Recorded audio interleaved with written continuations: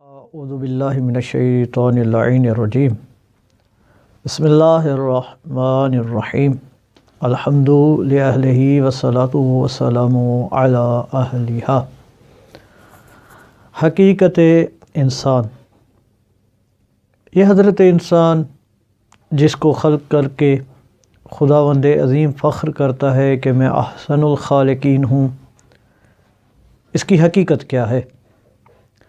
انسان ظاہر و باطن، روح و جسم، بدن اور نفس کا مجموعہ ہے، مرکب ہے۔ کچھ چیزیں انسان کے نفس، روح، جسم اور بدن کے لیے فائدہ مند ہیں، اس سے سازگار ہیں، تو کچھ نقصان پہنچانے والی، مضر تاکہ ناقابل برداشت ہوتی ہیں۔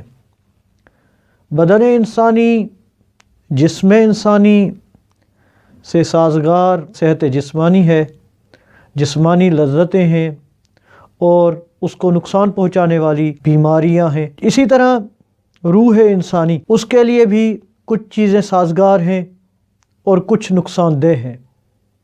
جو سازگار ہیں وہ ذکر خدا ہے، یاد خدا ہے، اور جو ناسازگاری ہے وہ گناہوں میں مبتلا ہونا ہے، عصیان اور معصیت رب العالمین انجام دینا ہے۔ جو بدن انسانی، جسم انسانی کے لیے معالجہ کرتا ہے، بیماریوں کا علاج کرتا ہے، وہ علم طب کے ذمے ہے، اور روح انسانی کا علاج کا بار علم الاخلاق یا علم اخلاق نے اٹھایا ہوا ہے۔ بدن مادی ہے، فانی ہے، روح مجرد ہے، باقی ہے۔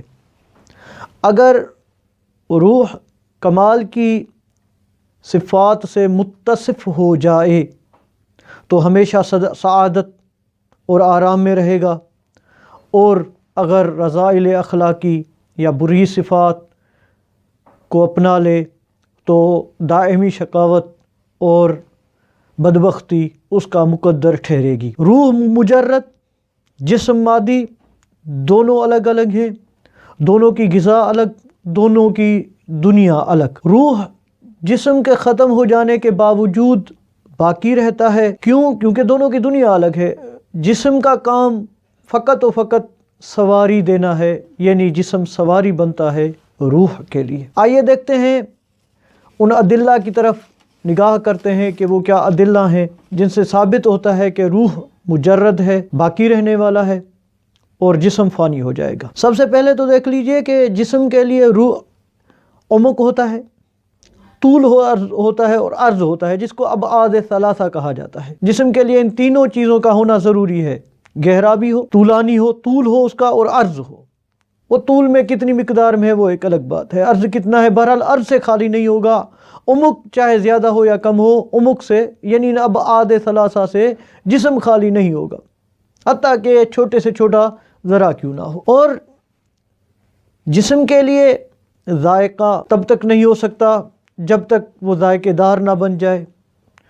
جسم خوشبو دار خوشبو دینے کے لیے جسم کو خود خوشبو کی صورت اختیار کرنی پڑے گی، اور جسم میں جو متضاد صفات ہیں وہ جمع نہیں ہو سکتی۔ لیکن اس کے برعکس روح کے علاوہ جو جسم ہے، جسم ابعاد ثلاثہ جو ہوں گی یا جو صفات اس میں پائی جائیں گی، اس کی جو متضاد صفات ہیں، ضد والی صفات ہیں، وہ اس میں نہیں پائی جائیں گی۔ مثلا کوئی جسم اگر خوشبودار ہوگا تو اس میں بدبو نہیں ہوگی، اگر اس کا ذائقہ ہوگا تو بے ذائقہ نہیں ہوگا، اگر وہ گہرا ہوگا تو سطحی نہیں ہوگا، اگر طولانی ہوگا تو چھوٹا نہیں ہوگا، اور عریض ہوگا تو قصیر نہیں ہوگا۔ لیکن اس کے برعکس روح میں یہ تمام متضاد صفات جمع ہو سکتی ہیں اور ان کو درک کر لیتا ہے۔ ایک ہی وقت میں روح خوشبو کو اور بدبو کو درک کرتا ہے، ایک ہی وقت میں گہرائی کو اور سطحی ہونے کو روح درک کر لیتا ہے، اگر یہ دونوں ایک ہی ہوتے تو دونوں کی خصوصیات میں فرق نہ ہوتا۔ روح ان چیزوں سے لذت حاصل کرتا ہے جو جسم کی پہنچ سے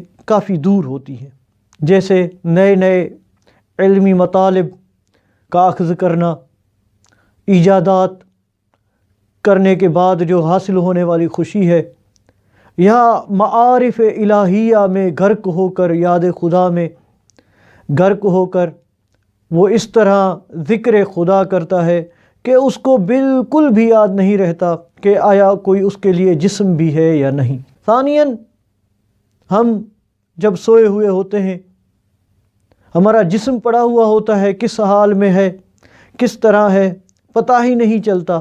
لیکن اس کے برعکس اگر روح اور جسم ایک ہی جگہ پر ہوتے تو جس وقت یہ جسم کے ساتھ روح بھی بیدار ہے، ہمیں کوئی کانٹا چبھتا ہے تو درد محسوس ہوتا ہے، تکلیف ہوتی ہے، لیکن سوئی ہوئی حالت میں ہرگز بھی ہمیں نہ ہی تکلیف محسوس ہوتی ہے نہ ہی درد ہوتا ہے۔ یہ خود دلیل ہے کہ روح الگ ہے، جسم الگ ہے، دونوں کی دنیا الگ ہے۔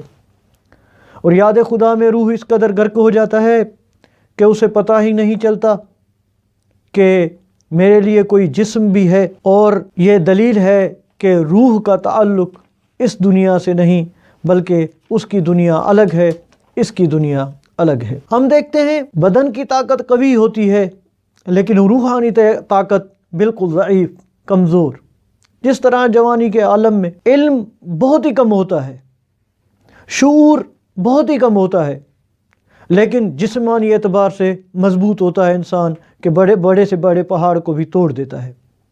اور اس کے برعکس جب انسان کی عمر ڈھلتی جاتی ہے، بوڑھا ہونا شروع ہوتا ہے، تو اگرچہ اس کے جسم میں دم نہیں ہوتا، طاقت نہیں ہوتی، مضبوطی نہیں ہوتی، لیکن اس کے باوجود اس کا شعور، اس کا علم، اس کی روحانی طاقت وہ انتہائی مضبوط ہوتی ہے۔ اور اس کے علاوہ جسم سننے کا کام کرتا ہے، صحیح یا غلط کا فیصلہ روح کرتا ہے، حق و باطل میں فرق روح کرتا ہے۔